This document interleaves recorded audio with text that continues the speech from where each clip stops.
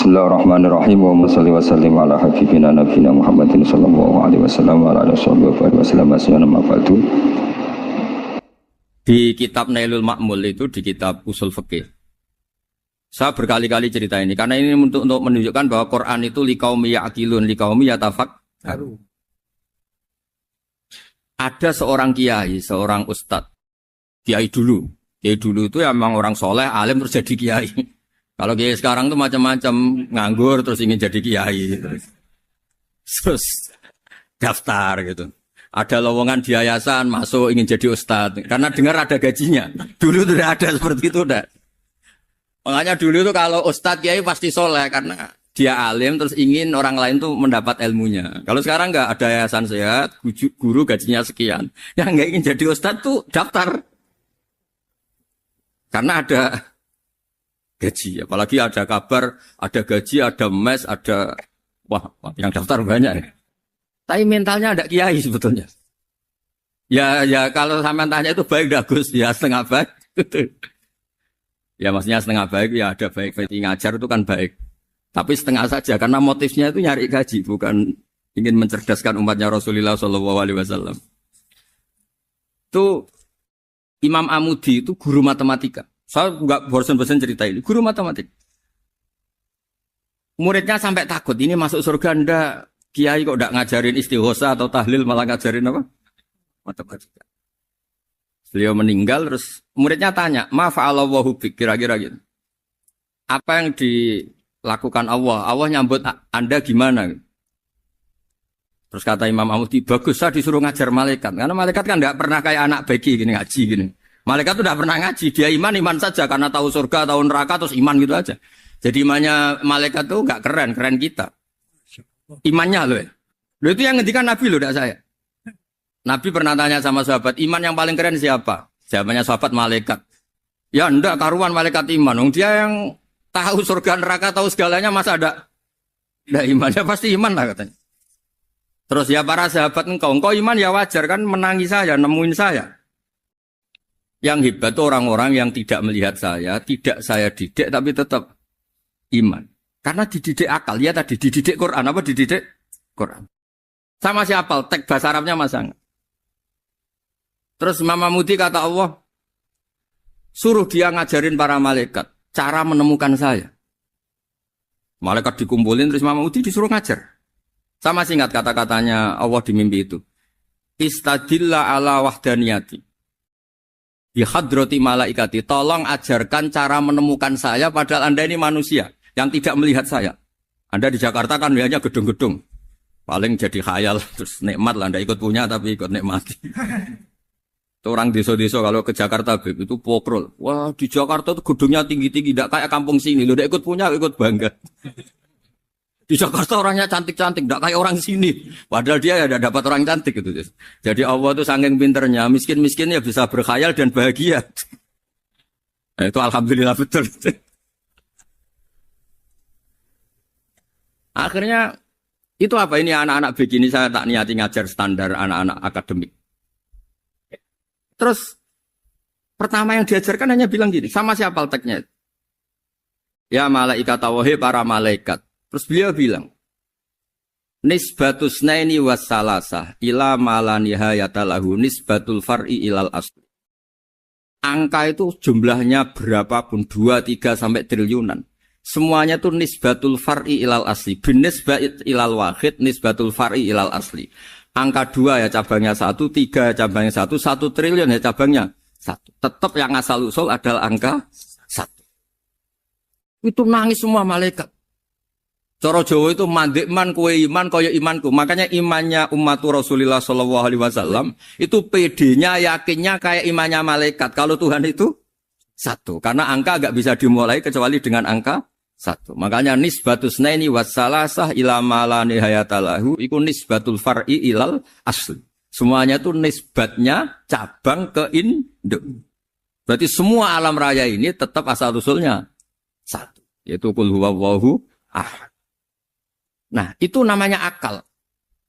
Umatnya Rasulullah itu ditinggali mukjizat akal lewat panduan Quran, sehingga meskipun kita tidak menangi Rasulullah, tidak menangi sahabat, kita tidak tahu malaikat Jibril, tapi cara iman kita ini tidak kalah keren. Yakin hakul, yakin. Terus kedua, gambar. Kamu gambar rumah, gambar hewan, gambar apa saja, mesti dimulai satu titik. Entah gambar kamu bagus, entah jelek, tetap dimulai satu titik. Nah, titik ini namanya nuqtatul wujud. Semua alam raya dimulai dari satu titik, yaitu nuqtatil wujud. Makanya Quran dimulai bismillah, dan bismillah itu dipilih sama Allah pakai pertama ba itu ada titik. Itu kata semua ulama, itu titik itu singkatan dari bi kana makana wa bi yakunu ma yakun. Karena saya semuanya ada. Bi itu karena saya. Jadi makanya santri-santri beki tidak usah bayangkan kamu jadi wali terus bisa terbang ke Mekah, tidak usah. Kalau terbang ke Mekah ya sudah umroh aja bayar. Kalau enggak ya maklaran KBH atau apa. Pokoknya cari gratis. Ya gratis kan ya. Dapat orang 10 gratis. Satu. Terus orang enggak umroh-umroh dirayu-rayu supaya umroh. Repot. Itu pelanggaran fikih itu. Kalau orang punya utang itu wajibnya hanya utang dulu gitu. Wah repot. Saya itu juga sering bingung di kampung-kampung. Gus sama umroh. Kenapa? Dapat gratisan. Minta uang saja buat nyaur utang. Enggak boleh. Wah, secara fikih yang wajib itu nyaur utang bukan umroh. Enggak boleh Gus diminta uang, enggak boleh, harus umroh. Udah gitu saya ini bingung Gus mau umroh. Enggak nikmati. Kenapa? Disuruh ngajar Gus. Repot semua kalau ibadah mergawe ya jadi bingung semua. Ya saya mohon anak-anak BK semuanya yang seneng Quran itu harus seneng sampai kayak saya sehingga tahu mencari Tuhan dengan cara tauhid yang berbasis akal. Itu sedzahir imannya malaikat. Jika di klasmen iman itu manusia ulul ilmi, kita-kita yang nekuni ilmu itu nomor 1 prakteknya. Karena nomor 1 itu Allah karuan kan, syahidah Allah kan gak tertandingi, syahidah wa annahu la ilaha illallah, terus wal malaikatu. Malaikat kan karuan karena langsung menyaksikan surga, dan ketiga apa? Wa ulul ilmi. Berarti prakteknya kan nomor 1. Kalau kompetitornya semuanya manusia, ulul ilmi nomor berapa? 1 kan? Nah nomor 3 kan dari Allah, malaikat, ulul ilm. Berarti kalau kompetisinya antar manusia nomor berapa? 1 kan? Nah kenapa ulul ilmi di nomor 3 kan tapi dari Allah, malaikat, ulul. Kerennya kayak apa? Karena cara iman ulul ilmi itu enggak ada ragunya sama sekali. Kamu ragu enggak kalau 2 itu cabang dari 1, asalnya 1? Enggak pernah ragu kan? Semua gambar seruat apapun dimulai dari 1 titik. Ragu enggak? Enggak kan? Nah, imannya umatnya Nabi karena dipandu oleh Quran itu seyakin itu, sehakul yakin itu. Nah, itu terus Jubair bin itu jadi iman. Am khuliqu min ghairi syai'in am humul khaliq. Terus kata Allah lagi, kalau kamu tidak percaya saya yang bikin langit bumi ya gampang dong, kamu saja yang ngomong kalau kamu yang bikin. Paling orang sepakat kamu stres. Terus hanya ayat gitu, am khalaqus samawati wal ardh. Kalau kamu tidak yakin Allah yang bikin, ya silakan Anda klaim saja kalau kamu yang bikin langit bumi. Bala yukinun. Kamu juga gak mau kan dibilang stres. Ya, ini ngaji ilmu dulu, nanti bagian terakhir ijazah. Bismillahirrahmanirrahim. Ini riwayatul Bukhari. Haddatsana Abdullah bin Yusuf, haddatsana Les, haddatsana Sa'id al-Maqburi an-Nabi Hurairah radhiyallahu anhu qala an-Nabiy sallallahu alaihi wasallam. Ma minal anbiya'i nabiyyun illa qad u'tiya minal ayat ma mithluhu amana alaihil bashar. Wa innama kana alladhi utituhu wahyan awhahu wa ilayya fa arju an akuna aktsarahum tabi'an yaumal qiyamah. Dados kita tahu semua nabi itu punya mukjizat. Ya, semua nabi itu punya apa? Mukjizat. Mukjizat itu hal yang luar biasa yang memastikan manusia itu tidak bisa menyainginya atau menandinginya. Dan rata-rata mukjizat Nabi dulu itu fisik. Misalnya ontanya Nabi Soleh itu kan onta tapi keluar dari batu, itu kan aneh. Aneh sekali. Atau tongkat Nabi Musa bisa simsalabim mengeringkan laut apa? Merah. Semua Nabi itu punya mukjizat dan semuanya berbentuk fisik. Kecuali mukjizatul Rasulullah Shallallahu Alaihi Wasallam itu berupa Al-Quran. Al-Quran itu konsep ilmiah. Terus kata Rasulullah SAW, tapi saya karena Quran itu justru berharap pengikutku besar dan sampai hari kiamat. Sekarang kita logika ya. Andaikan kamu punya tongkatnya Nabi Musa, Kalau kamu suka uang, kepikirannya dijual apa dipakai? Kalau kamu suka uang, pakai. Kalau kamu ahli suudon itu pikirannya ndak, ini asli ndak. Karena yang melihat di Turki itu ya sebagian gitu. Kalau yang suka perdukunan itu bayangkan tuh miliknya. Mungkin dipakai ngakali orang atau apa, pokoknya bayangkan tuh miliknya. Kalau yang kolektor pikirannya itu nanti ini laku berapa. Tapi kalau peneliti mungkin pikirannya itu ini asli apa ndak? Bukti aslinya apa? Repot lah. Lagi pula kalau kamu punya utang terus mau apa? Istri kamu marah mau apa? Kalau pakai tongkat. Nah, beda dengan mukjizatnya Quran itu semuanya apa? Ilmiah. Orang yang sedang harmonis dengan istri bisa pakai ayat di antara ayat-ayat Allah itu apa? Wa ja'ala bainakum mawaddatan warahmah. Nanti kalau ditakdir cerai, saya tidak menyarankan cerai. Kalau ditakdir cerai, itu masih dimotivasi sama Allah wa iyatafarraqa yughnillahu kullam min sa'ati. Jika suami istri itu cerai, jangan-jangan suaminya dapat istri lebih baik, istrinya nanti dapat suami lebih baik. Jadi yang masa lalunya ada keprahara. Kan banyak orang suaminya meninggal ketika nikah lagi ditanya, kangen sama suami pertama, alhamdulillah ini lebih baik. Padahal suaminya yang meninggal itu berharap istrinya ini kangen, ternyata dia sudah syukur dapat suami yang lebih baik. Jadi Quran itu menunggui kita ila yaumil qiyamah. Kita tidak bunuh diri, itu ya barokahnya Quran. Karena problem apapun kita dinasihati apa sabar, apa dinasihati sabar. Kan nggak mungkin kamu pegang tongkatnya Nabi Musa, punya masalah apa saja ngelihat tongkat, bisa apa tongkat. Tapi kalau Quran kan nasihat, solusi. Makanya Nabi berharap dengan Quran ini, saya berharap pengaruh saya, pengikut saya terbanyak ila yaumil qiyamah. Terus beliau dikomentari begini sama, ini Fathul Bari, sarahnya Bukhari. Al-muradu anna mu'jizatil anbiya inqaradat binqiradi a'sorihim. Falam yusyahidha illa man hadaraha. Problem mukjizat nabi-nabi dulu itu kan fisik. Sehingga yang tahu kalau Nabi Soleh punya unta yang ajaib, itu yang tahu ya hanya yang hadir saat itu. Yang tahu kalau tongkat Nabi Musa bertuah, itu juga yang tahu hanya yang hadir saat itu. Selebihnya tahu tongkat ya di museum. Tapi kalau Quran menjadi solusi, menjadi panduan, menjadi pegangan itu ila yaumil qiyamah.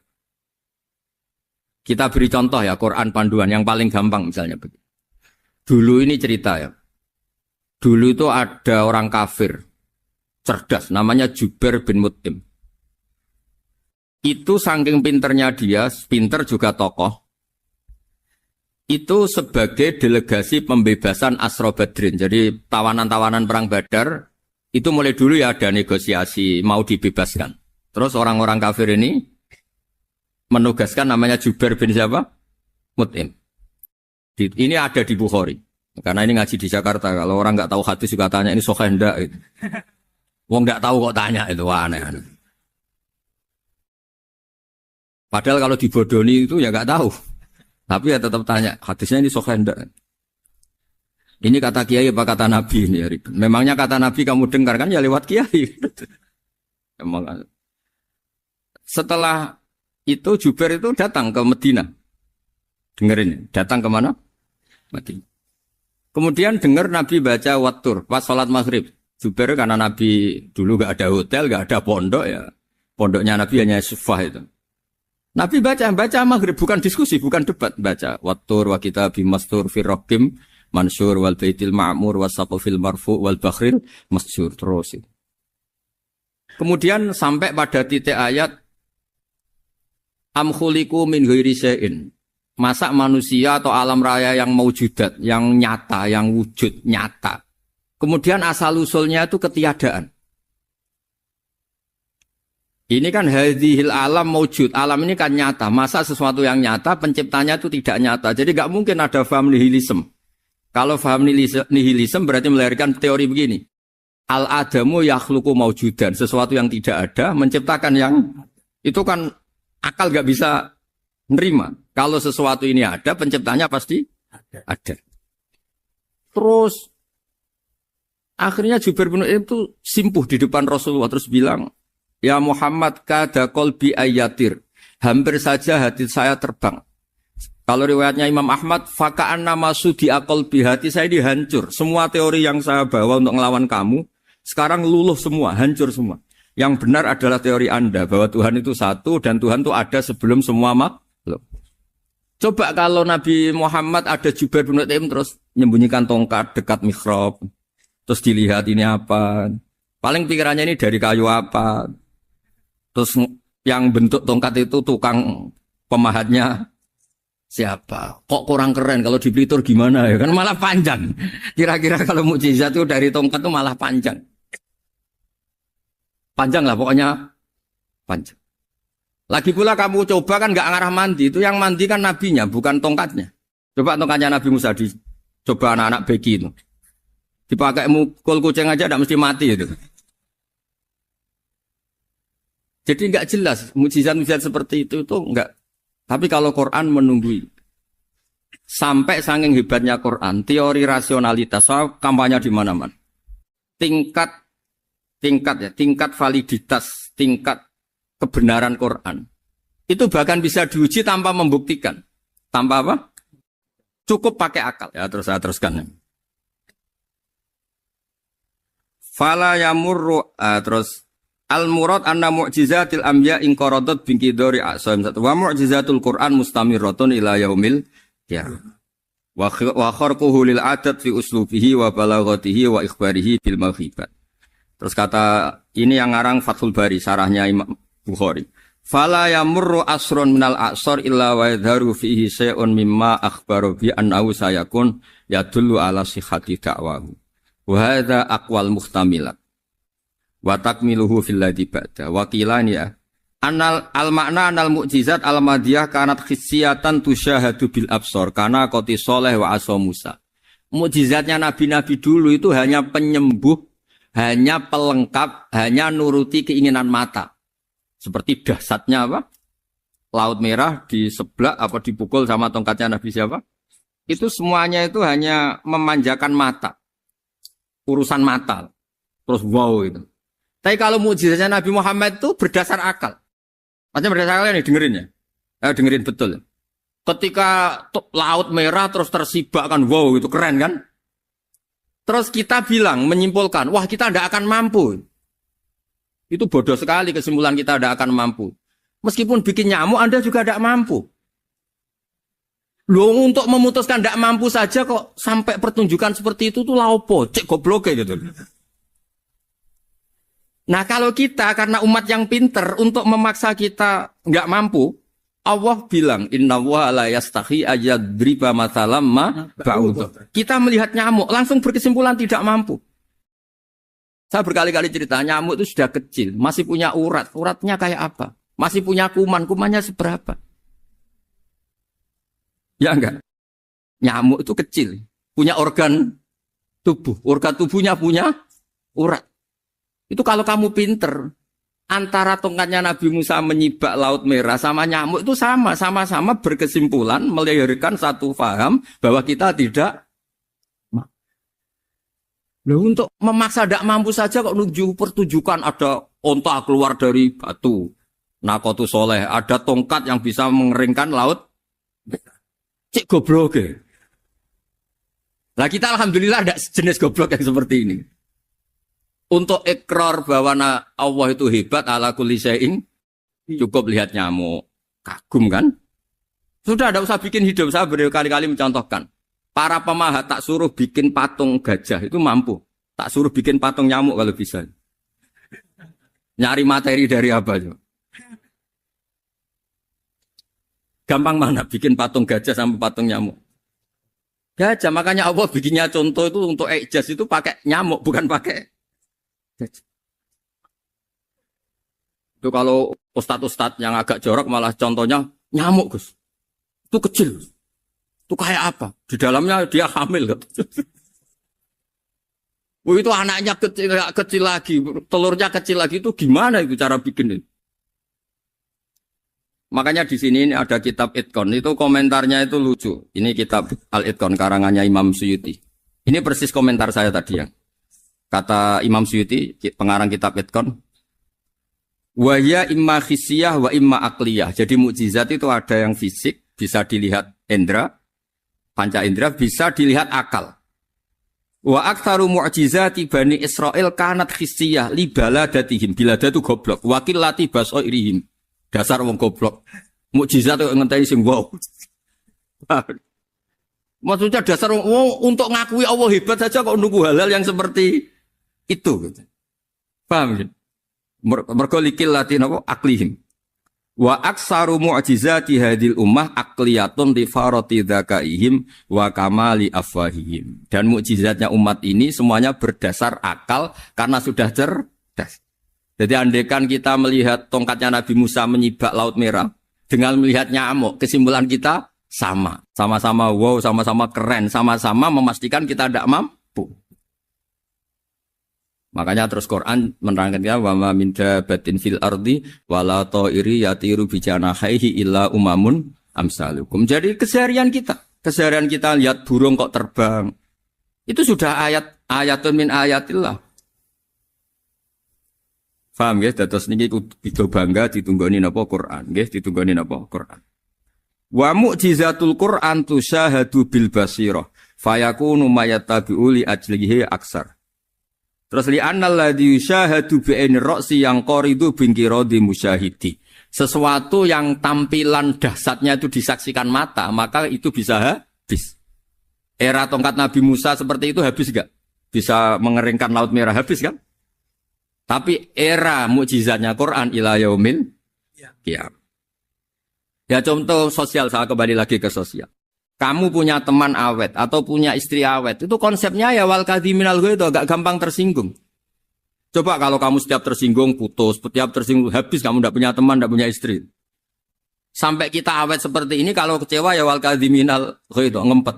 Termasuk saya ini, biasanya ngaji khusus terus baca gini ya kecewa. Tapi barokahnya diwarai Quran wal kadhiminal ghaidh, ngempet Gus, ngempet.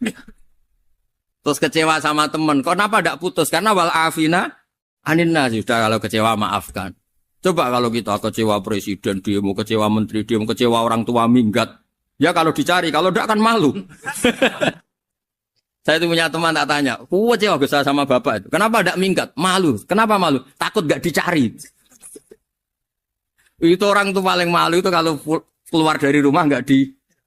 Saya punya teman lagi, saya ini takut mati. Gus. Kenapa? Takut istri saya tidak nangis. Gus. Itu kematian terburuk itu kalau mati tahu istrinya ada nangis, itu malu betul itu. Makanya jangan mati, pokoknya pastikan orang sekeliling ada nangis itu baru berani mati, kalau enggak jangan. Ya jadi mukjizatnya Nabi itu luar biasa. Nah ini terus saya teruskan ya, makanya mukjizat terbesarnya Nabi adalah Al-Quran. Karena Al-Quran itu cerita tentang hukum-hukum akal, cerita tentang logika-logika peradaban. Misalnya logika peradaban, contoh paling gampang. Di Quran itu ada sekian ayat yang Allah cerita peradaban. Misalnya wa ahsinu innallaha yuhibbul muhsinin. Itu dikutip, terus kemudian disimpulkan dalam peradaban. Kata Sayyidina Ali karramallahu wajhah ngendikannya gampang. Ahsin man syi'ta takun amirah. Kamu berbuat baik saja sama seseorang, maka otomatis kamu akan jadi pemimpinnya. Ada orang nggak tamat SD, nggak tamat papa, gobloknya minta ampun. Tapi karena gaji seorang pakar, kamu tak gaji 1 bulan 1 miliar, perusahaan saya jadikan besar. Itu dikongkan ngalor ngidul ya nurut. Hanya karena dia ihsan. Terus wastaghni amman syi'ta takun nadhira. Saya ulang lagi. Wastaghni amman syi'ta takun nadhira. Dan kamu jangan butuh orang lain, siapapun dia, maka kamu akan setara. Misalnya ada menteri orang antri mau salim, tapi kamu tidak butuh kan tenang saja. Tapi kalau kamu butuh, habis kamu. Ya kan? Kamu tidak butuh seseorang, maka kamu posisinya akan setara. Kamu harus sopan karena punya utang jasa. Kalau nggak punya apa-apa kan setar. Ya enggak? Misalnya kamu jajar rektor atau jajar menteri, jajar apa saja. Kalau kamu tidak punya utang kan, kamu jajar menteri tidak punya utang. Sama jajar satpam tapi punya utang, takut mana? Kalau butuh itu mesti kalah kan? Ada pejabat misalnya, nggak begitu cantik, sama perempuan cantik yang kamu butuh ingin dicintai, takut mana? Padahal gak jelas orang ini pangkatnya apa. Gak jelas. Jadi dalam hukum sosial itu kata Sidin Ali, wastaghni aman syi'ta takun nadhira. Kamu jangan butuh seseorang, maka kamu akan setara. Terus yang terakhir, wahtas ilaman syi'ta takun asiro. Asiro pakai sin. Dan silahkan butuh seseorang, maka kamu akan jadi budak dia. Ya coba misalnya Anda seorang profesor, seorang alim, seorang getop. Misalnya mencintai janda di ujung kampung sana, jalan kaki 2 kilo. Padahal itu gak tamat SD. Tapi gara-gara seneng, kacau kan? Logika kepangkatan hilang semua kan? Jadi itu hukum peradaban. Itu mewakili isi-isi sosial yang diterangkan Quran. Ya, jadi paketnya 3 tadi ya. Ahsin man syi'ta takun amirah. Kamu berbuat baik sama seseorang, maka kamu bisa memimpin. Wastaghni amman syi'ta takun nadhira. Kamu jangan butuh seseorang, maka kamu akan setara. Mbok kamu ketemu orang terkaya di dunia. Yo ketemu orang terkaya di dunia, kamu jejer, kamu tidak butuh dia. Tenang kan bisa setara kan? Tapi kalau butuh harus sopan, ngajukan proposal, harus berakhlak karimah. Makanya sekarang Anda kok berakhlak kenapa? Ternyata mau nyalek. Biasanya Anda berakhlak kok berakhlak. Ada apa ini? Makanya guyonan di Rembang itu Beb Husain itu. Kalau ada orang udah tidak sopan sama temannya, temannya curiga. Kok tumben sopan? Mau utang ya? Zaman akhir itu aja. Ya di semua daerah gitu ya sama Pak Rektor ya. Kalau ada teman biasanya nggak sopan kok sopan. Itu temannya curiga. Ini Pak Rektor UI ikut kasih. Kok tumben sopan? Ada apa ya? Karena di mana-mana orang butuh itu pasti beretika. Kamu punya teman paling berdua. Kalau mau utang berakhlak gak? Atau misalnya kamu punya adik cantik terus punya teman berdua. Kalau cinta adik kamu berakhlak gak? Biasanya gak sama sekali gak berakhlak. Gara-gara butuh menjadi berakhlak. Ya jadi hukum sosial itu ya kuncinya 3 tadi. Ahsin man syi'ta takun amira. Wastaghni amman syi'ta takun nadhira. Terus wahtas ila man syi'ta takun asira. Kalau kamu butuh seseorang pasti kamu dibikin hina. Asir itu tawanan. Nah, Quran itu bicara sosial itu lengkap. Dan itu yang nunggui kita. Kita punya tetangga yang kurang baik, ya seneng. Punya tetangga baik, ya seneng. Kata Imam Syafi'i, saya berkali-kali cerita. Kok seneng semua Imam Syafi'i? Ya bagus lah. Kalau yang seneng saya enak lah. Dijak jagongan, dijak ngopi enak. Yang gak seneng saya, gak ngarah utang. Uang itu nak, kamu punya tetangga gak seneng kamu. Aman kan? Aman. Gak akan pinjem uang kan, pinjem mobil. Uang gak seneng kok. Makanya Imam Syafi'i itu kalau ngedikan luar Syafi'i diceritain orang ya Aba Abdillah bagiannya ya Aba Abdillah orang itu gak seneng kau bagus lah. Loh kenapa bagus? Waman asa'a ilaika faqad atlaqaka. Orang yang gak seneng kamu maka membebaskan kamu. Gak akan pinjam uang, pinjam mobil, gak akan ganggu waktu kamu kan gak seneng.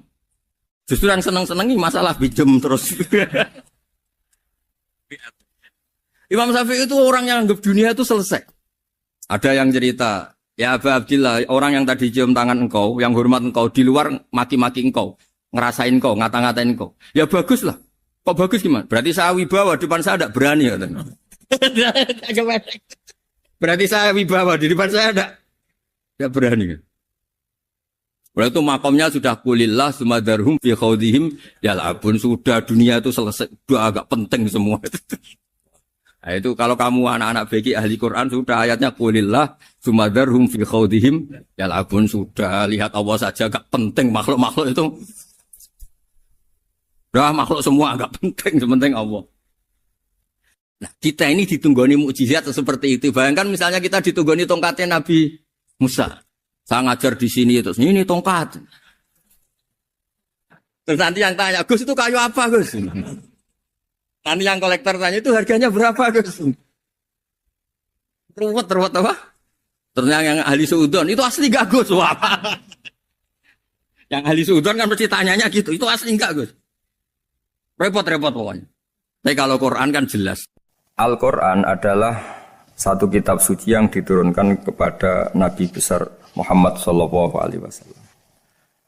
Dan di antara ciri Al-Quran adalah menjelaskan kebenaran secara jelas, secara gamblang. Sebagaimana firman Allah, bahwa Rasul adalah Rasulun minallah yatlu suhufam mutahhar.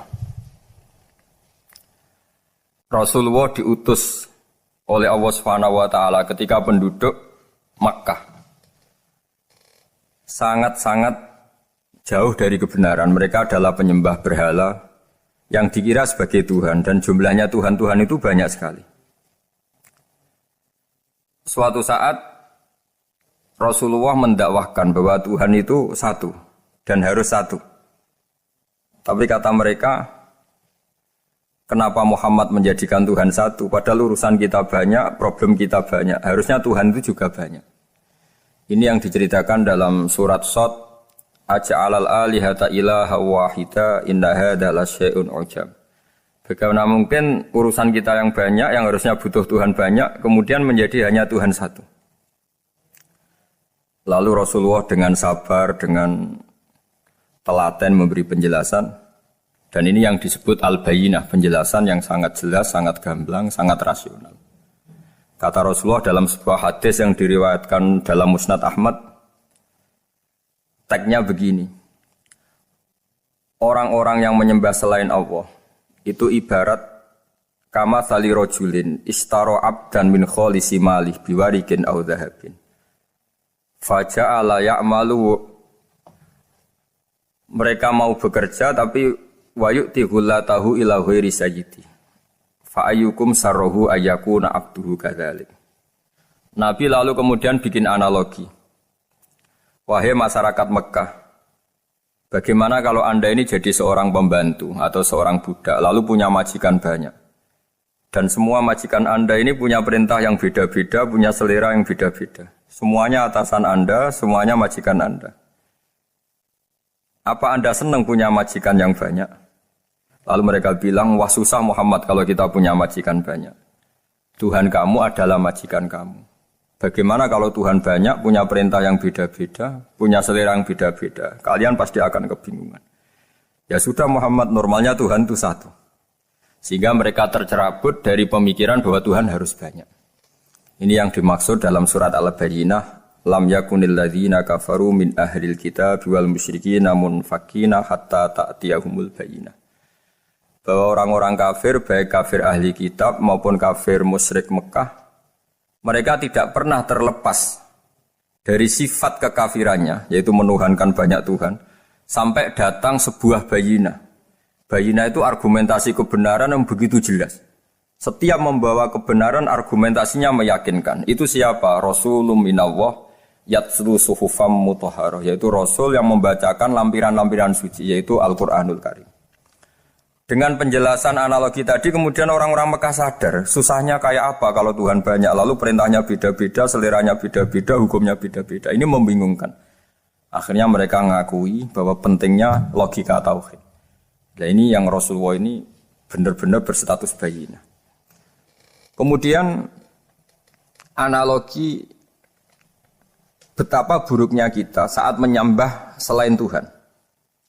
Lalu Rasulullah mencontohkan sebagaimana yang saya kutip tadi dari Musnad Ahmad. Misalnya Anda punya pembantu atau zaman dulu budak. Anda beli dari harta kamu, dari uang kamu. Kemudian budak ini kerja. Yang ngasih makan kamu, yang fasilitasi kamu, toko milik kamu, semua milik kamu. Kemudian dia kerja dan hasil dari kerjanya dia dikasihkan ke orang lain. Kamu senang tidak punya budak yang seperti itu, kata Rasulullah. Wah kita semua tidak senang Muhammad. Sama seperti itu. Kamu adalah bisa makan rezeki dari Allah. Kamu nempat di buminya Allah. Kamu minum dari air yang dibikin Allah. Kemudian Anda menyembah selain Allah. Itu aneh apa enggak? Menyembah zat yang tidak memberi rezeki kamu, yang tidak bikin bumi untuk kamu, yang tidak bikin langit untuk kamu, yang tidak bikin fasilitas air untuk kamu. Aneh enggak?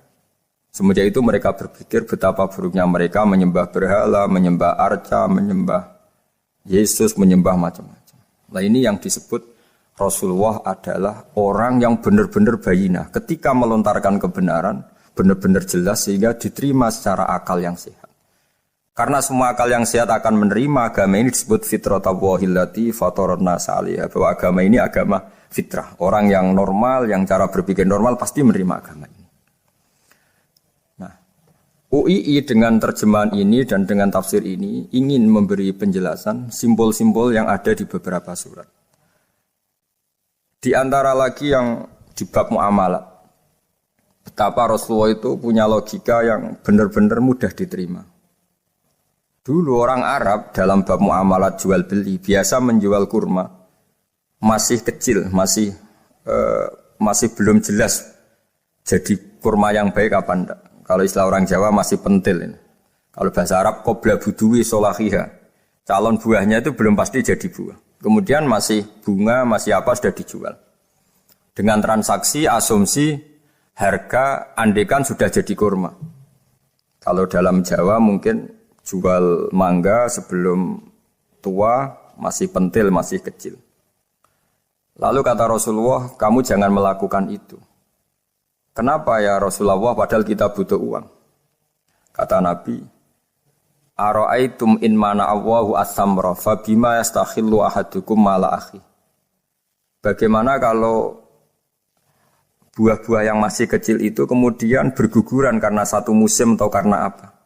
Lalu kamu mendapat uang itu atas nama apa?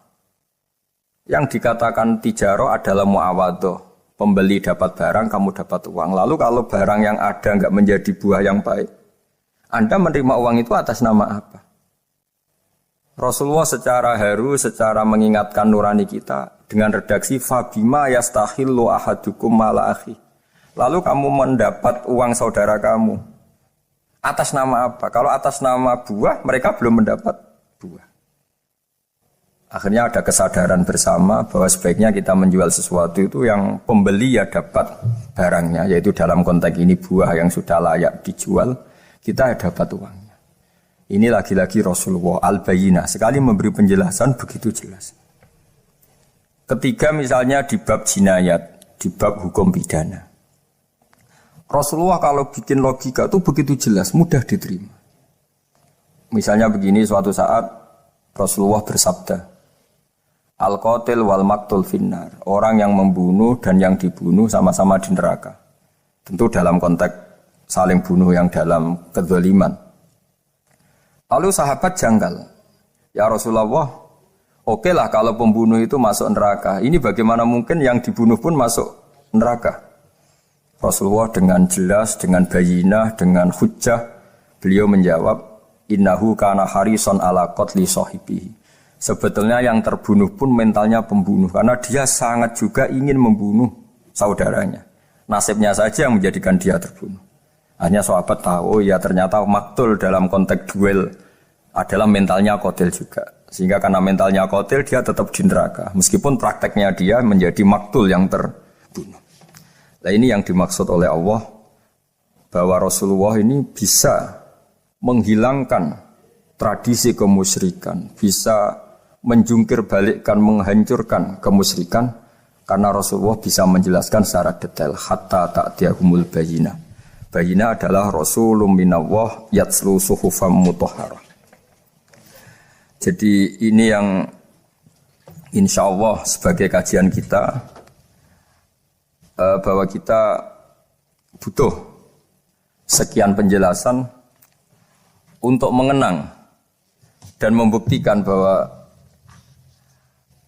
Rasulullah adalah benar-benar al-bayyinah. Dari sekian contoh tadi, pendengar bisa tahu betapa agama ini mudah diterima oleh akal. Sehingga di beberapa ayat disebut agama ini liqaumi ya'qilun, liqaumi yatafakkarun. Agama ini bagi kaum yang bisa berpikir, agama ini bagi kaum yang mau berangan-angan. Dulu untuk menghilangkan kemusyrikan dengan logika kafir Mekah bahwa urusan kita banyak, harus Tuhan banyak, itu panjang sekali. Di antaranya ada ayat yang spesifik tentang itu. Daraballahu mathalan rajulan fihi syuraka mutasyakisuna wa rajulan salamal lirajul. Hal yastawiyani masalah. Allah membuat satu perumpamaan, yaitu di surat Daraballahu mathalan rajulan fihi syuraka, di surat Zumar ayat 29. Allah membuat satu perumpamaan bagaimana andaikan Anda jadi seorang pembantu atau asisten. Lalu Anda punya majikan banyak yang seleranya beda-beda. Kemudian dibanding misalnya Anda jadi pembantu dengan satu majikan yang akhlaknya baik, komitmennya baik. Anda milih mana? Lalu orang-orang kafir Mekah menjawab, Muhammad tentu kita milih punya majikan satu yang baik. Kalau majikannya banyak kita jadi repot. Lalu mereka kata Rasulullah, ya sudah kalau gitu Tuhan kamu satu saja jangan banyak, kalau banyak jadi repot. Terus mereka baru tersadar bahwa menuhankan Tuhan banyak itu salah dan resikonya lebih banyak. Ini disebut munfakina hatta ta'tiyahumul bayyinah. Mereka orang-orang musyrik enggak mau tercerabut dari akar kemusyrikannya sampai datang al-bayyinah. Sebuah bukti kebenaran yang begitu jelas, begitu nyata. Siapa kebenaran itu? Rasulun minallah yatslu suhufam mutahharah. Yaitu Rasulnya Allah yang membaca lampiran-lampiran suci. Lampiran-lampiran suci ini dalam bahasa Arab diikutkan wazan isim maf'ul disebut mushaf. Makanya kitab suci ini ditulis di sohifah. Kalau dalam bahasa Arab lampiran itu sohifah, dijamakkan kata jamaknya suhuf. Kemudian ketika dicetak, dijilid disebut mushaf. Sehingga alhamdulillah UII Universitas Islam Indonesia punya mushaf, punya terjemahan, punya tafsir. Ini diharapkan kita sebagai ulama, sebagai dai, sebagai ustadz bisa warasatul anbiya. Karena kata Rasulullah, al ulama warasatul anbiya. Saya kira demikian supaya pemirsa tahu, pendengar tahu bahwa betapa pentingnya menjelaskan secara bayyinah. Ini penting sekali karena sekarang pikiran di dunia itu macam-macam dan kita butuh energi untuk mengungkap lagi intisari-intisari dari sesuatu yang digulirkan atau dibahas Al-Quranul Karim. Sehingga Al-Quran ini benar-benar jadi ibrah, jadi teladan bagi kita semua. Jangan sampai karena kita lupa mengkaji Al-Quran sehingga hukum-hukum Al-Quran menjadi mandek. Kita harus terus mensosialisasikan supaya Quran ini hidup. Caranya gimana? Masyarakat dirangsang supaya tahu al-bayyinah. Contoh yang terakhir sebelum menutup perjumpaan kali ini, misalnya dulu orang kafir Mekah itu janggal. Karena mereka juga punya kajian bahwa Nabi itu bersyarat harus turunan dari bangsa Israel. Karena semua Nabi itu pasti turunan Nabi Ibrahim. Yaitu Nabi Ibrahim punya anak yang bernama Ishak. Ishak punya anak yang bernama Yakub. Yakub ini yang nanti punya anak Yusuf. Sehingga Yusuf bin Yakub bin Ishak bin Ibrahim. Ketika Nabi-Nabi ini hidup di Palestina, di Yerusalem, itu kayak jadi aturan bahwa Nabi itu harus turunan Bani Israel. Sehingga ketika orang-orang kafir Mekah dari kelompok ahli kitab, ketika Rasulullah Muhammad mendakwahkan diri sebagai Nabi, mereka janggal bagaimana mungkin Nabi dari orang Arab. Nabi itu harusnya orang Yerusalem atau orang Palestina. Kemudian Allah memberi penjelasan, fihi ayatum bayyinatum maqamu Ibrahim, bahwa Muhammad adalah turunan Ibrahim. Bukti nyata adalah di Mekah ada jejak kakinya Nabi Ibrahim, yaitu yang sekarang kita sebut maqam Ibrahim. Setelah dilacak-lacak ternyata mbah-mbahnya Rasulullah atau nenek moyang atau leluhur Rasulullah bernama Adnan. Adnan ini kata sejarah-sejarah disepakati wa adnanu bila raibin inda dzawil ulumin nasabiyah ila dzabihi Ismail nisbatuhu wa muntama. Bahwa Adnan ini tertulis secara sejarah lengkap bahwa dia turunan dari Nabi Ismail. Ismail adalah anak dari Nabi Ibrahim. Kemudian makom Ibrahim ini juga dibuktikan sekian sejarah bahwa Ibrahim pernah di situ. Yaitu ketika Hajar, ibu dari Ismail, kesulitan nyari air, lalu lalang lari antara Safa dan Marwah. Kemudian kita kenang sekarang bernama Sa'i. Kemudian dekat Ka'bah ada namanya Hijir Ismail. Karena dulu jadi kamarnya Nabi Ismail. Hijir, hujro itu kamar atau ruang khusus untuk Nabi Ismail. Sehingga jelas sekali bahwa Ibrahim, Ismail, Hajar pernah hidup di Mekah. Lalu lagi-lagi orang kafir Mekah yang dari kelompok ahli kitab sadar bahwa Muhammad jadi nabi layak karena dia juga turunan dari Ibrahim alaihis salam. Ini yang disebut fihi ayatum bayyinatum maqamu Ibrahim, bahwa di kawasan Mekah, kawasan Bakkah atau kawasan Hijaz jelas sekali ada jejak-jejak Nabi Ibrahim. Lagi-lagi ini bayyinah. Nah, bayyinah ini yang bisa menghilangkan sifat kemusyrikan, sifat kekufuran. Karena lewat penjelasan yang panjang ini, Kemudian benar-benar diketahui bahwa Muhammad jadi nabi itu sah karena dari segi dakwahnya benar, perilakunya benar, hujahnya benar. Sekarang dari segi nasab juga benar karena beliau termasuk keturunan dari Nabi Ibrahim alaihissalam lewat jalur Ismail.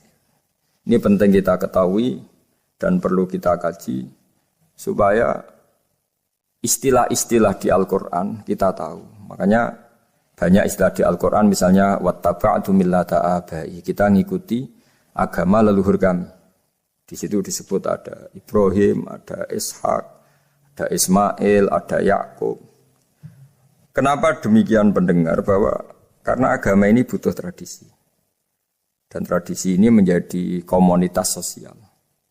Sehingga ketika tradisi ini sudah mantap, insya Allah lewat kebenaran agama ini akan menyingkirkan kemusyrikan. Contoh paling mudah begini, Nabi itu melarang orang menyembah batu. Tapi kemudian dalam tradisi Islam sendiri ada orang sholat kemudian sujud. Yang secara zahir sujud itu mencium batu atau mencium masjid tempat kita sujud. Apalagi kita mencium Hajar Aswad. Secara kasat mata seakan-akan kita ini menghormati betul Hajar Aswad. Sehingga orang kafir mencibir. Muhammad itu aneh.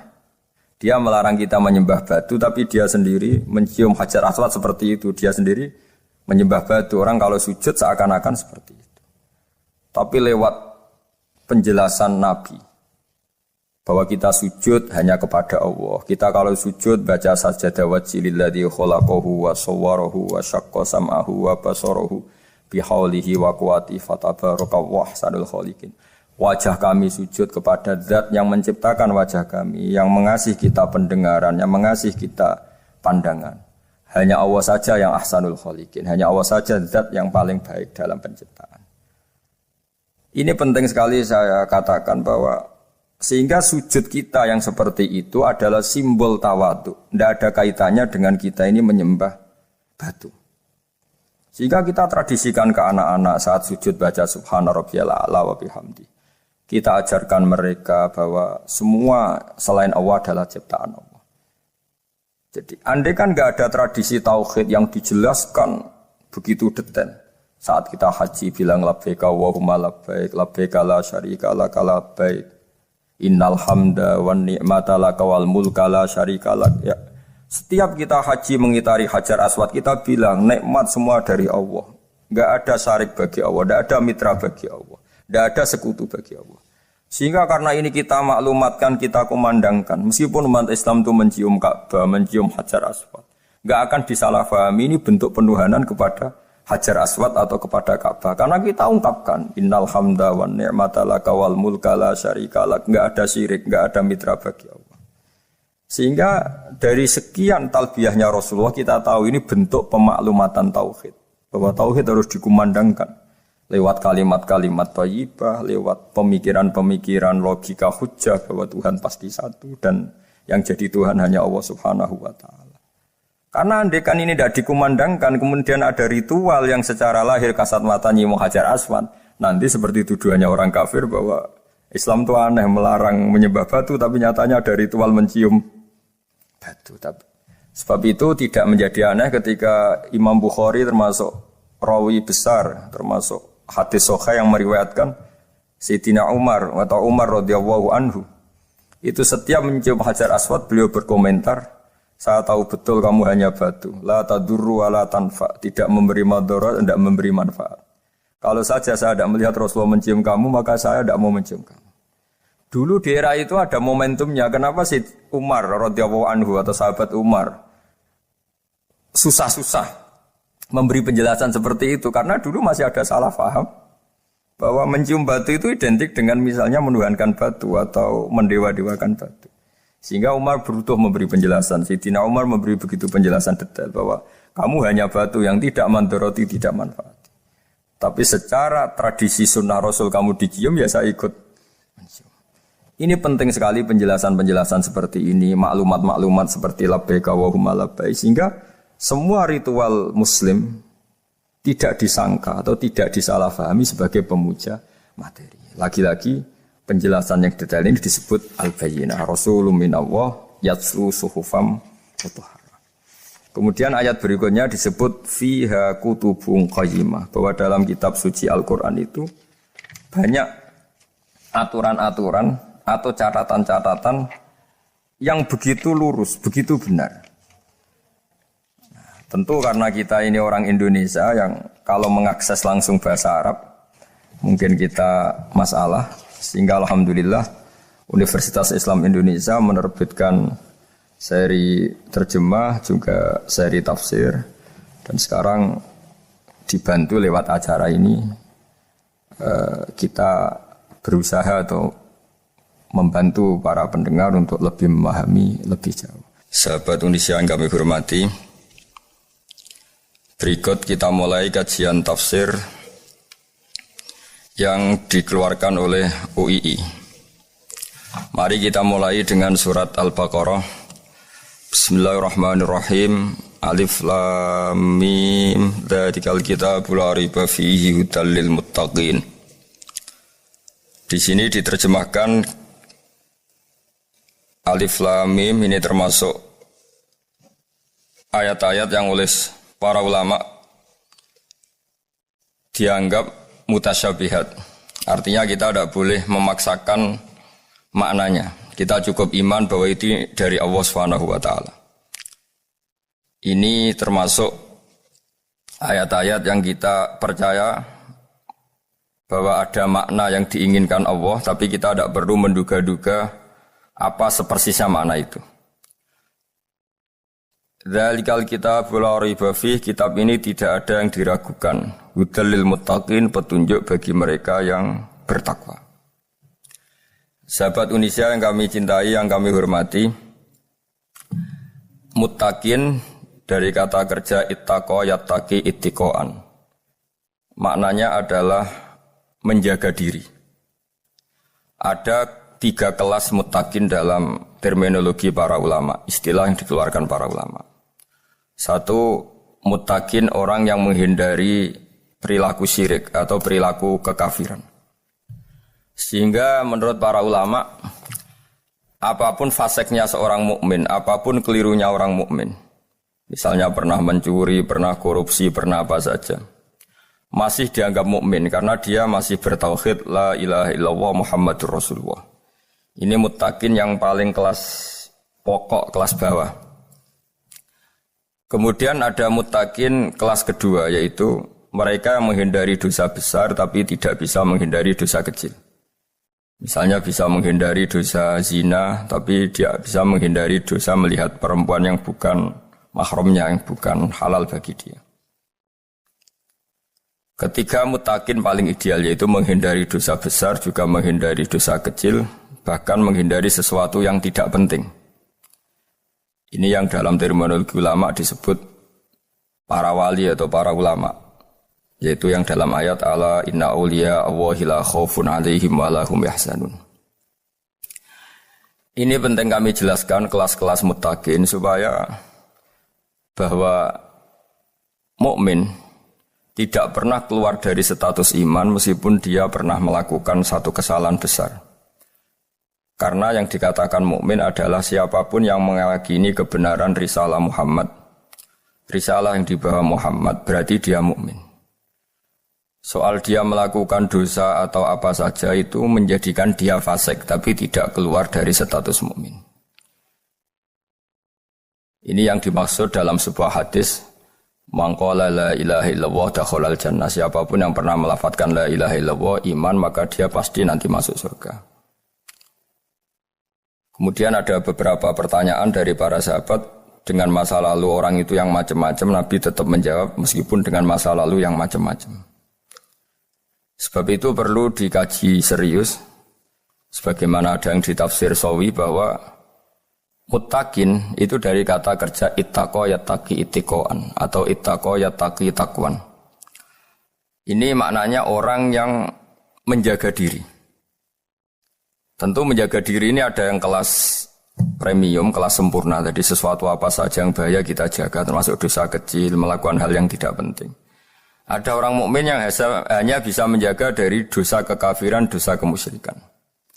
Ini pun dengan segala kesalahannya masih ada kemungkinan dimaafkan Allah.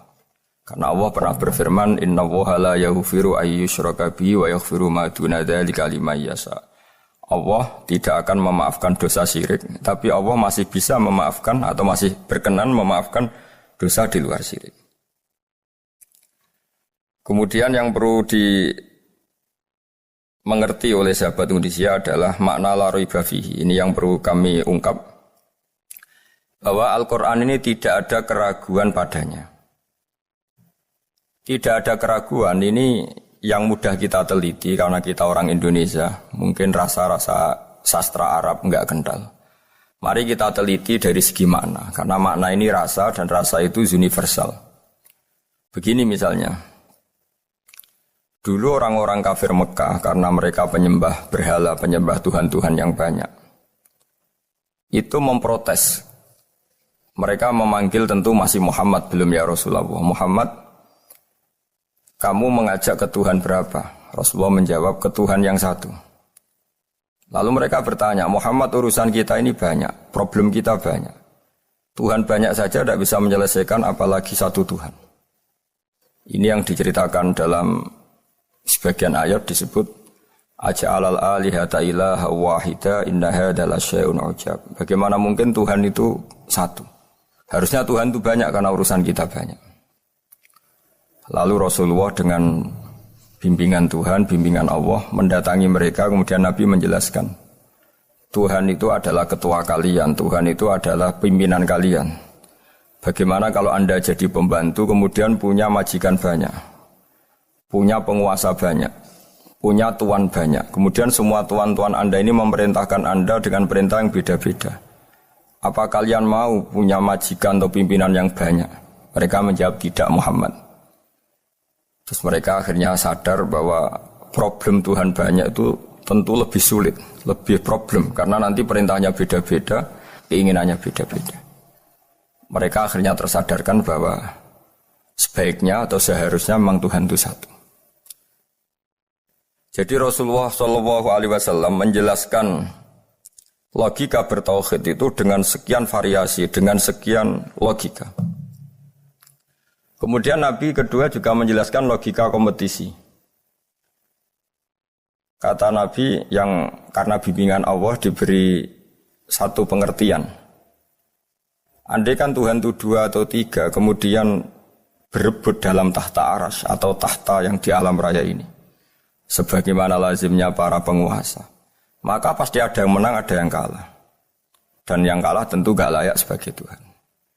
Ini yang disebut wala ala ba'duhum ala ba'd. Tentu kalau Tuhan itu banyak, mereka akan berkompetisi, akan bertarung. Dan pasti pemenangnya ya satu, karena memang yang layak jadi Tuhan tetap satu. Sadarlah bahwa orang-orang kafir Quraisy, orang-orang kafir saat itu sadar pentingnya bertauhid. Ketiga, Nabi juga menjelaskan tauhid secara ilmu logika. Begini para pendengar. Kalau dalam teori ilmu tauhid yang agak jelimet dijelaskan begini. Jika ada 2 Tuhan, maka alam raya ini enggak menjadi alam. Logikanya adalah 2 Tuhan ini bisa kamu katakan sama-sama kuat. Ketika sama-sama kuat kemudian ingin menciptakan langit. Yang satu ingin menciptakan bumi, yang satu menolak menciptakan bumi misalnya. Atau yang satu ingin menciptakan langit, yang satu menolak ingin menciptakan langit. Kemudian ternyata bumi ini terbukti wujud.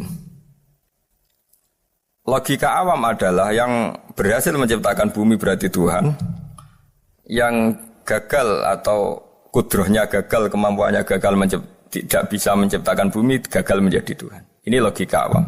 Logika ini pun kita terima. Tapi kalau menurut logika ahli tauhid, ahli pakar-pakar logika, cara berpandangan begini. Ketika Anda mengatakan ada 2 Tuhan yang sama-sama kuat, kemudian terbukti yang satu mampu menciptakan bumi, yang satu tidak. Bahasa Anda mengatakan sama-sama kuat ini sudah batal dari awalnya, karena terbukti bahasa Anda salah, sama-sama kuat ternyata yang satu tidak mampu. Sehingga dalam pikiran orang-orang ahli tauhid mengatakan, membayangkan Tuhan saja itu enggak kebayang, karena turunan kata ini pasti selalu salah. Karena tadi misalnya dikatakan Andai kan ada dua Tuhan, kemudian yang satu mampu menciptakan bumi, yang satu tidak. Padahal Anda tadi bilang sama-sama kuat, ternyata terbukti yang satu tidak kuat. Berarti kata Anda sama-sama kuat ini salah. Ini pula yang diajarkan Rasulullah lewat bimbingan Allah, lewat wahyunya yang disebut Kulau kana fihi ma alihatun illallahu la fasadata.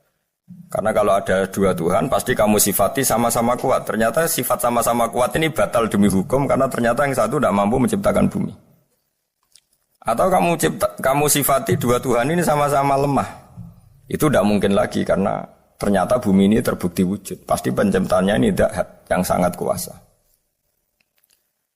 Jadi logika-logika tauhid sedemikian dibangun oleh Rasulullah lewat bimbingan Allah Subhanahu wa taala. Logika keempat supaya kita iman dan tambah kuat imannya adalah logika yang mudah dicerna oleh kebanyakan orang atau yang bisa diindra. Begini misalnya dalam sebuah ayat di surat Al-Kahfi, kemudian di awal surat Al-Ahqaf, kemudian di sebagian surat At-Tur ada penjelasan begini. Ketika Rasulullah mengajak manusia menyembah Allah, kemudian orang-orang kafir tanya, lalu Tuhan kamu siapa Muhammad? Tuhan saya adalah Allah menciptakan langit bumi. Terus mereka berandai-andai, ada Lata, ada Uzza, ada Manat, ada Hubal. Itu Tuhan-Tuhan kami. Terus Rasulullah bertanya, apakah Tuhan-Tuhan yang kamu sembah itu memberi kontribusi saat langit dan bumi diciptakan? Mereka menjawab, tidak Muhammad, itu Tuhan-Tuhan yang kami bikin. Begitu juga asumsi tentang Tuhan-Tuhan yang lain. Apakah Isa ikut menciptakan bumi atau menciptakan langit? Tentu jawabannya tidak. Karena Isa lahir di bumi, orang tahu tanggal lahirnya, tahu tahunnya, dan sebelum ada Isa juga sudah ada bumi. Sehingga untuk menetapkan tauhid, berkali-kali Quran tanya, Amman khalaqas samawati wal ardu, siapa sih yang menciptakan langit bumi? Siapa sih yang menurunkan air dari langit? Siapa yang mengatur ini, itu. Akhirnya mereka menjawab, itu semua Allah Muhammad. Begitu juga kemungkinan setan, misalnya setan itu fisik atau makhluk atau apa saja yang tidak kita lihat. Kemudian setan itu lewat rayuannya, lewat tipu dayanya ingin disembah. Kata Allah menjelaskan ini, ma asyadduhum khalqas samawati wal ardi wala khalqa anfusihim. Kamu tidak perlu takut sama setan atau apalagi menuhankan setan. Setan itu tidak yang punya reputasi menciptakan langit dan bumi. Bahkan setan tidak bisa menciptakan dirinya sendiri. Ini menjadi pengetahuan bagi kita betapa bagi pakar-pakar tauhid, ahli tauhid, ketika setan nyatanya diusir dari surga, itu pun versi mereka. Versi mereka pun mengatakan seperti kita bahwa setan itu diusir dari surga dan ya keluar dari surga. Kalau setan itu Tuhan, tentu diusir gak mau, karena di surga itu nikmat. Ketika setan diusir dari surga ya keluar, dia juga jadi makhluk yang hina-dina. Berarti dia tidak punya kekuasaan, bahkan pada dirinya sendiri. Dipaksa keluar dari surga ya keluar, dipaksa menjadi ahli neraka jadi ahli neraka, dipaksa jadi apa saja juga dia akan jadi seperti yang dipaksakan. Ini menunjukkan bahwa setan adalah tahta kudratillah, tahta qahrillah, tahta satwatillah, bahwa setan pun dalam kendali kekuasaan Allah. Makanya Allah mengatakan kamu tidak usah menyembah setan, tidak usah nurut sama setan. Setan itu lemah sekali. Karena faktanya dia tidak bisa memaksakan keinginannya. Ini yang oleh Allah disebut dalam firman-Nya inna kaidasyaitani kana dhaifa. Setan itu lemah sekali. Ini perlu saya sampaikan ke para pendengar Unisia bahwa bertauhid itu ada sekian logika. Logika kelima adalah logika orang awam. Awam sekali. Suatu saat ada perdebatan antara Abul Hasan al-Asy'ari. Abul Hasan al-Asy'ari ini tokoh ahli sunnah paling populer dalam ilmu logika. Dia mengatakan orang menemukan Tuhan itu harus lewat logika yang cermat. Tidak boleh taklid, hanya ikut-ikutan. Dia harus menemukan satu argumentasi bahwa Tuhan atau pencipta langit itu ada. Kemudian ada satu problem di mana orang-orang kampung atau orang-orang yang lugu atau orang-orang awam itu tidak bisa ilmu logika, ilmu mantek kalau dalam bahasa pesantren. Kata Abu Mansur, kata Abul Hasan al-Asy'ari, itu masih mungkin. Walhasil para ulama ini meneliti ke orang-orang yang lugu, yang di kampung, yang petani, yang lugu sekali. Apa yang mereka temukan? Ternyata mereka punya cara logikanya sendiri untuk menemukan Tuhan, Sang Pencipta. Pernah suatu saat ada seorang petani lugu, biasa menggembala unta, ditanya, Bima araf tarubak, lalu kamu yang petani ini yang hanya ngurusi sawah, ngurusi ladang, dengan cara apa kamu tahu kalau Tuhan itu ada? Si petani tadi marah besar dan dia mengatakan, Al-ba'ratu tadullu alal ba'ir wa asarul aqdam yadullu alal masir. Kata petani tadi, yang namanya ada kotoran unta, pasti ada untanya. Yang namanya ada jejak kaki, pasti ada yang barusan lewat. Artinya kalau ada makhluk, pasti ada pencipta. Ini logika awam yang mudah. Kita tidak mungkin mengatakan bumi ini pencipta, mengatakan matahari pencipta. Kelihatan sekali kebendaannya, kelihatan sekali bahwa bumi matahari tidak punya ikhtiar, tidak punya kekuatan. Kelihatan sekali sifat-sifat kemakhlukannya. Jika benda-benda ini karuan makhluk, pasti menunjukkan bahwa ada penciptanya, ada khalik. Dalam logika Bedui tadi, si Bedui tadi, kalau ada kotoran sapi, pasti ada sapinya. Meskipun sapinya sudah sekarang nggak terlihat, mungkin sudah jalan kemana. Sama, kalau ada jejak kaki, meskipun orang yang tadi lewat sudah kita nggak tahu, tapi kita pasti tahu, pasti ada yang lewat. Ini yang dimaksud dalam bahasa Arab, al-ba'ratu tadullu alal ba'ir, kalau ada kotoran sapi atau kotoran unta, pasti ada untanya. Wa asarul aqdam yadullu alal masir, kalau ada jejak orang lewat, pasti tadi ada orang lewat. Nah, semua metode ini digunakan semua oleh Rasulullah. Logika yang bagi intelektual, logika bagi kaum awam, logika bagi kaum menengah. Ya tidak awam, tidak intelektual. Semuanya digunakan. Semuanya jadi media untuk memastikan bahwa logika tauhid ini logika pilihan. Logika yang benar-benar logika. Sehingga dalam banyak ayat disebut agama ini li kaum ya'qilun, li kaum yatafakkarun. Bagi kaum yang bisa berpikir, bagi kaum yang punya akal.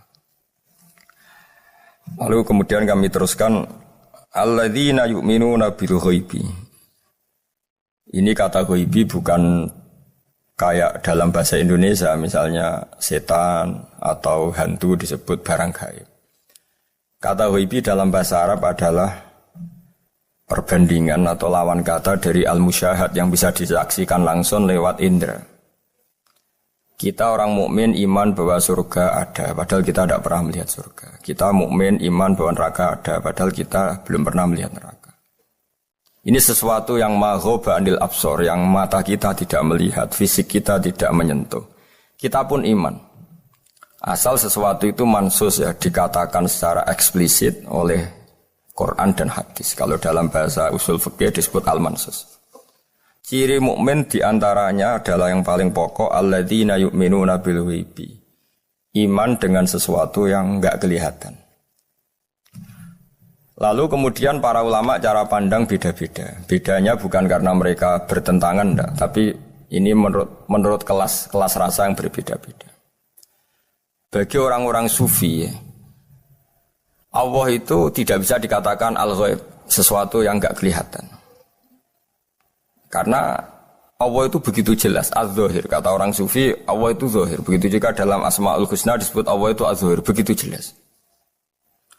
Karena orang yang akalnya mapan, hatinya mapan, melihat satu lemari yang bagus, pasti langsung mensifati bahwa pembuatnya adalah orang yang hebat. Orang yang melihat mobil mewah atau pesawat yang canggih, pasti kepikiran pertama adalah pasti pembuatnya canggih. Sehingga eksistensi pembuat pesawat itu adalah orang hebat, itu langsung tertanam ketika melihat pesawat itu hebat.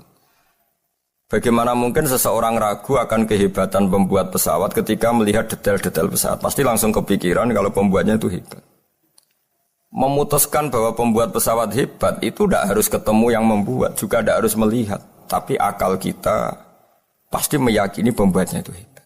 Berarti keputusan menyimpulkan bahwa pembuatnya hebat adalah az-zahir begitu jelas. Begitu juga langit dan bumi, matahari semuanya tertata rapi. Air dengan fungsi manfaat yang sebegitu hebat, oksigen, semua tanaman, buah-buahan. Meskipun kita tidak pernah melihat Tuhan, tapi akal kita, nurani kita pasti berkeyakinan dan tahu betul pasti pembuatnya itu zat yang super hebat, super bijaksana. Sehingga dalam kategori ini Allah tidak bisa dikatakan suatu yang enggak tersentuh, yang enggak terjangkau. Allah itu az-zahir begitu jelas. Sehingga di antara Asmaul Husna disebut az-zahir. Sebab itu saya menganjurkan atau saya punya saran bahwa alladzina yu'minuna bil ghaibi itu contoh paling mudah itu kayak surga, kayak neraka. Kalau Allah sendiri itu az-zahir, mudah diketahui. Karena tadi orang yang melihat pesawat canggih pasti saat itu juga berkeyakinan dan itu pasti benar, pasti pembuatnya juga canggih. Nah, di sini disebut alam raya ini ayat, semuanya itu bukti kekuasaan Allah. Dalam syair-syair orang sufi masyhur sekali itu wa fi kulli syai'in innahu ayatun yadullu ala annahul wahidu. Setiap sesuatu kejadian di alam raya adalah bukti keesaan Allah, bukti eksistensi Allah Subhanahu wa taala. Sehingga dalam satu kisah normalnya orang itu paling tahu itu dengan dirinya sendiri. Karena dia adalah dia. Tapi kalau Imam Sibawai seorang pakar nahwu mengatakan a'raful ma'arif Allah. Di alam raya ini yang paling mudah dikenali itu ya Allah, pencipta. Karena andaikan kita sendirian di hutan, kemudian kita mulai punya akal, kita mungkin tidak tahu diri kita ini siapa. Tapi setidaknya kita langsung menyimpulkan bahwa kita tidak bisa menciptakan diri kita sendiri. Ketika kita berkesimpulan tidak bisa menciptakan diri kita sendiri, pasti kita terus berkesimpulan ada di luar kita yang menciptakan kita. Nah, sebab itu kenapa sifat mencipta ini yang pertama kali dikenalkan oleh Allah kepada nabinya untuk dikenalkan kepada umatnya. Yaitu disebut Iqra bismi rabbikal ladzi khalaq. Muhammad, bacalah dengan nama Tuhanmu. Sifat Tuhan yang paling mudah dikenali oleh siapapun adalah sifat pencipta. Karena ketika seseorang yakin dia lahir sudah ada bumi, dia lahir sudah ada langit, dia pasti akan tahu bahwa dia ada penciptanya. Sehingga paling mudah mensifati Allah atau mensifati Tuhan adalah bismi rabbikal ladzi khalaq. Terus kemudian di antara ciri orang baik adalah wa yuqimunas shalat. Kemudian beriman kepada yang gaib, menegakkan salat. Kata menegakkan adalah dari kata menjaga aturan-aturan atau sesuai aturan-aturan salat. Kita tahu dalam salat ini ada beberapa syarat yang harus dipenuhi. Misalnya harus wudu, harus suci di tempat yang suci. Terus ada syarat-syarat dalam internal salat, dia harus baca Fatihah, harus tumakninah, macam-macam. Itu eksistensi definisi salat. Kemudian kata berdiri juga diartikan para ulama, eksistensi sholat harus diketahui secara publik, secara sosial. Karena sesuatu itu punya eksistensi kalau jadi konsensus atau diakui oleh publik. Di sini agama mewajibkan sholat jamaah. Kata banyak ulama, jamaah itu fardu kifayah, bahkan ada mengatakan fardu ain. Harus dijalankan orang banyak secara massal dan harus di tempat yang terbuka. Sehingga kata para ahli fikih, andaikan ada orang jamaah di dalam rumah tidak diketahui oleh banyak orang, belum mencukupi atau belum menggugurkan kewajiban jamaah. Sehingga eksistensi sholat harus diketahui secara publik. Sehingga dulu Rasulullah itu kalau sholat di masjid dan masjidnya terbuka. Sampai sekarang kita pun menyaksikan semua umat Islam kalau sholat di masjid yang terbuka. Sehingga dunia non muslim pun tahu bahwa dalam Islam ada ritual, ada ibadah yang bernama sholat. Hikmah kedua, dengan cara terbuka seperti ini, sholat itu menjadi gak pernah rubah mulai zaman Nabi sampai kiamat. Dengan tradisi jamaah, berarti kaifiyah atau cara sholat ini permanen. Bapak kita sholat ya seperti itu, imam seperti itu, anak cucu kita akan meniru kita ya seperti itu. Sehingga gak ada varian-varian yang hanya berdasar subjektivitas musolli yang sholat. Taruh saja kita misalnya jadi seorang sufi yang baru takut sama Allah atau baru usul kalau dalam bahasa sufi. Kemudian kita sholat sendiri di rumah, mungkin dengan gaya menangis, terseduh-seduh, macam-macam. Ini tentu tidak baik sebagai standar sholat. Begitu juga ada anak atau pedagang yang kesusu atau tergesa-gesa, kemudian sholat hanya sekian, 2 menit, 1 menit. Ini juga agak baik. Meskipun itu boleh dilakukan individu-individu, tapi kalau dalam sholat jamaah, orang harus manut imam.